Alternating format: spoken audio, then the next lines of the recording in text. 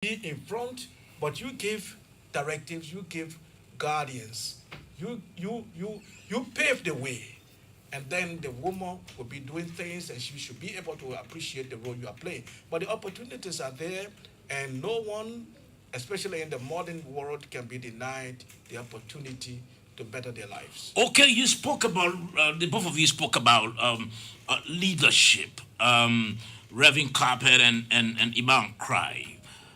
If you look around our society today, and look around the country, Reverend Ford Carpet Yeah. and Imam Cry, you see that bulk of our young people who are currently in the streets are all males. They are men, you know. Yes, you may find women, but no, you may find some women there, but not a huge number as compared to the men. Now, looking at or from the perspective of what what you talk about concerning leadership, how the man should be the one to prioritize what happens in the home. Who do we hold responsible for the number of kids we have, or children we have, or boys we have currently in the streets? Looking at the role of the man and the role of the woman. Well, I think it starts with the family. The family is the small unit of society. It is from the family that we have all these things breeding. Once the family is not in order, the nation will not be in order. Okay. All these people we're talking about come from homes. And if those homes were governed and led by men who understand some of the things we're talking here this morning, would not have someone the decadence of God in society. So it first starts with the family. The next place go to is institutions and the way institutions conduct themselves. So whether it be a religious institution, whether it be a secular institution, but the way institutions play their own role in molding the minds of citizens, for example. So the next thing is institutions. How well institutions play their role and fulfill their duty to making sure that people come out of homes with different issues can have a second chance at that level. That's at the institutional level. The third thing is with governance structures and the system of government and the policies and programs that turns to if the family fail, institutions feel whether religious or then you take the third layer we talked about is government, the policies and programs in a nation that provides an opportunity for people to, you call it rehabilitation, you call it for them to rethink or have a time of of coming back. So if you look at these three layers, you want to analyze them and see how effective those rule has been, and then you can be able to apportion responsibility. But at this point, you want to look at the role of the family, how what the family, and in this part of the world, we say it take a village to raise a child. Sure does. So in this part of the world, we're concerned about someone got a child, and it's not just here where we're raising the child, or the uncle there, the auntie there, the nephew there, the cousin there. So those type of family interactions help to more people. If we feel at that level, then we go to institution, what the church doing, what the mosque doing, what people in social work doing, those kind of NGO kind of work, all those kind of work that help to support people, depending on how well they function. Then you come to government policies and programs. So if you look at all these areas, you will find out that at the end of the day, one of those areas have failed along the lines. So, judging from what you said, Yeah. it appears to me that the man is still responsible to uphold the family value. Very important point. So once the family value is upheld By the man. it rolls down into the, so when the person leaving the house, for example, before my career comes in, I was in a foreign country some years ago, and so we were on the train, and the train was full. It was an early morning ride. The train was full, and this Japanese, older Japanese woman came, and she was standing in that part of the world. They don't care age. You got seat. And so I stood up and I asked her to sit. In fact, she was even nervous to even want to sit down because she was surprised It was very And strange. it was strange. Everybody in the train was looking at me, and so, but she sat down, and there was this guy standing by me, and he said, why do you give up your seat? I'm saying, I'm young and strong. This is a 1 hour drive. This woman is in her 70s, and you don't expect her to stand. He said, oh, okay, I understand you're African. Can you You imagine? understand? So those are, so what happened there? I was not there with my parents or my aunt or my father, whatever. But the value was in me that whenever you see an older person, no matter where you are in the world, she was Japanese. I didn't know her name, but the value taught me to honor and respect the elders. For the Bible tells us to honor your father and your mother. Your days may be long. Sure. So I saw her as a mother, as a grandmother, and so I stood up for her. And she sat there with a ton of girl. She just did to me in the Japanese way and showed me a prayer and she left. Yeah. But the people on the train were surprised, and he called me an African. Now he didn't understand I was dealing with value. Now he became racial. Okay. Yeah. Okay, Macrae, where are you? You know, we're talking about looking at the number of young men and women we have in the streets today. Where do we stand as fathers, as men? How are we responsible in ensuring that that situation had happened to our boys and girls because of our failure to uphold to the family value? Reverend Capet talked about 3 layers.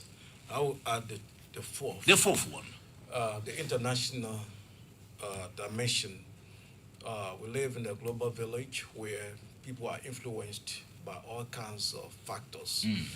So sometimes in your country or in your society, you may try to put some things in place, but the pressure from the international system may actually affect you negatively.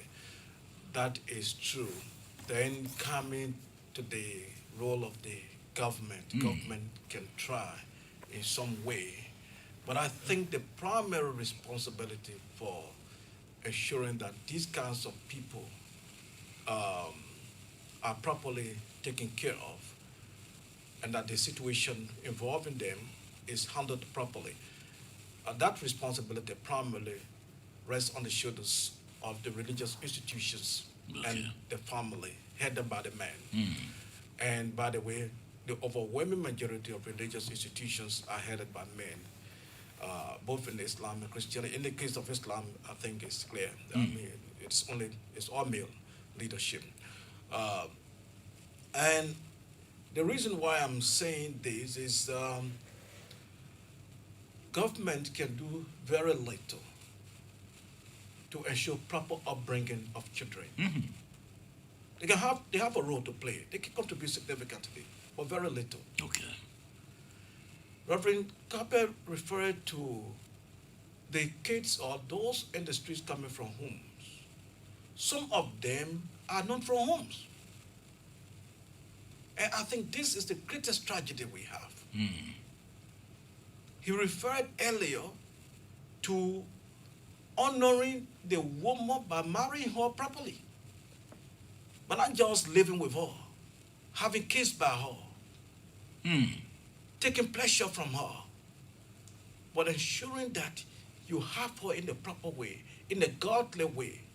You know, when religious people speak this way, sometimes it's saying like, oh, this is an old-fashioned thing they're talking about. But this is the root cause of the disaster we are witnessing today. Surely. People are not from homes.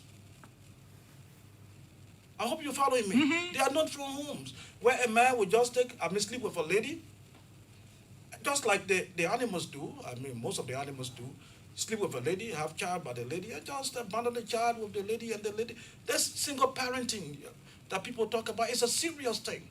And nobody should take it with P&D with pride and say, oh yes, I'm a single parent. Yes. Yes, it's unfortunate that some women find themselves in that situation. Some of them didn't put themselves in that kind of situation. But it is nothing to really be happy about. There should be no single parents. We know sometimes nature forces things up. We say divine intervention forces certain things upon people. Maybe the person, the husband died or whatever, or the kids. But there should be no single parents. No That's why- man should impregnate a woman and abandon the Just woman. abandon the woman. So all children should be brought up in a family atmosphere a family environment with a man as the head. And I was just following something on social media recently where a young lady was telling her fellow women, so, and it has to do with the same thing about the woman being employed and the man not employed or not working. So when you buy something for your children, don't tell your child, I bought this for you. Give it to them and say, go and thank your daddy. Even if it is you. And you, the man, when you buy it for your child, give it to the woman, say, give it to your daughter or your son. You say, your daddy say, I should give this to you. You see, it has its own psychological impact on the way the children grow. Okay. Man is the head of the family, and you should show that responsibility by ensuring that he's not just like a cock, not just a rooster. This rooster behavior must cease. That's the only way you can take care of the people. Because if the government should even establish rehabilitation camps all over the country, if you have capacity for 1,000 people, when every year 10,000 new Zogos are coming up, how do you deal with that? It doesn't address it. But you can address it from the home. And then the religious institutions. We have a huge challenge. You know, in Islam, Adam was not just the first man. He was also the first prophet. Because the definition of prophethood in Islam is, God speaking to man to communicate to the fellow human beings. So the first person God actually talked to directly was Adam. So from the Islamic perspective, he was the first religious leader, though he failed at some point in time. And all the patriarchs, you talk about Noah and Abraham, etc., those were men who led their people and who showed them the ways of God. So there were wholesome societies. Today, the men of God, in inverted commas, must behave like men of God. Because, look, the fish begins to get rotten from the head. When the imam or the pastor is seen as a role model, as our people say, the young man today say, integrity icon, the rest of society can easily follow. Okay, I'm being mesmerized by you now. And you all know religious leaders. So let me take a few calls quickly so that we can end this program at 10:15, 0776-540-987. Again, 0776-540-987, or better still, 0880-514-096. Again, 0880-514-096. We are discussing man issues, the value that men bring to the table. That we're discussing the responsibility of the man and the roles of the man in society. Good morning. Okay, we'll miss up on our caller. 0776-540-987, or better so, 0880-514-096. That's the numbers to call, and you are live on the Super Money Show. This program is part of activities marking International Men's Day, organized by the men here at the Liberia Broadcasting System. Again, 0880-514-096. Good morning. Hello? Yes, sir. Good morning. Yes, Is sir. it LBC? Yeah, this is LBC.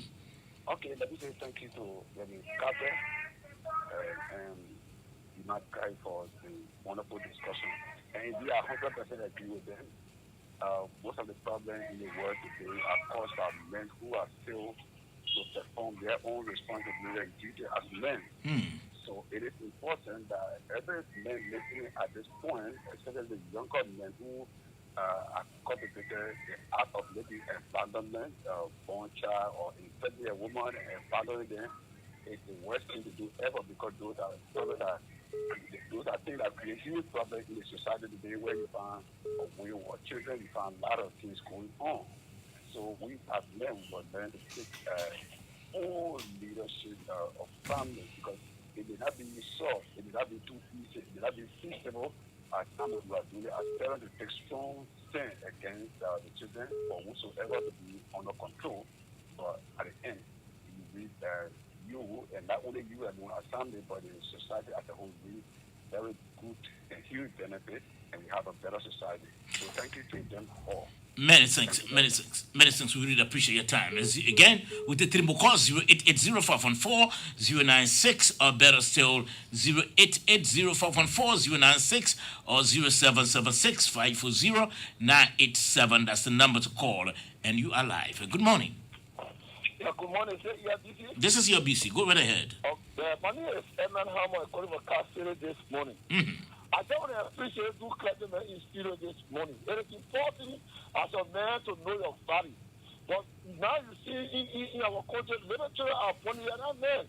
I want to see that so good that okay, they're on the street, but men who know the value and very important and very want to bring the children, good and honor about men of God. Thank you so much. We hope and pray you can appreciate that thing. Everything that could have a country, that man really important themselves. Thank you so much, Mr. Many thanks also. 0776, the last caller, 0776-540-987, or better still 0880-514-096. That's the number to call, and you are live. Good morning. Good morning, sir. Yes, sir. The name is Simon, and I'm doing and Boaz and Michael Court this morning. Well, the Bible says, blessed is the nation whose Lord is Hashem Adonai. So, blessed is the nation whose Lord is the King of Kings.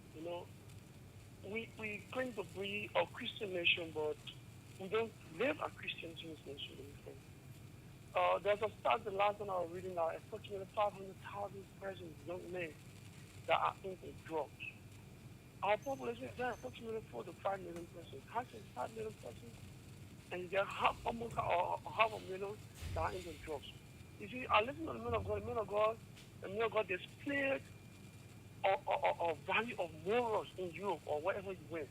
When he gave out his seed or Japanese or in order. You see, in the Western world, people don't do these things. People don't value their area.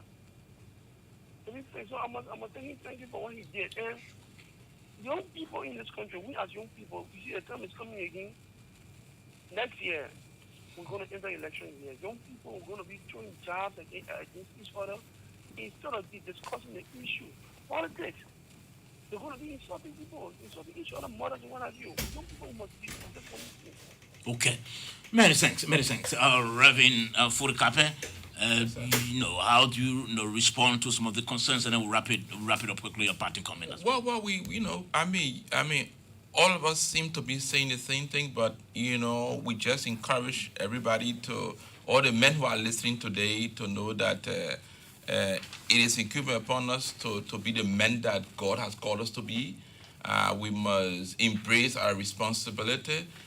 We must honor those people God has put in our lives, especially the women.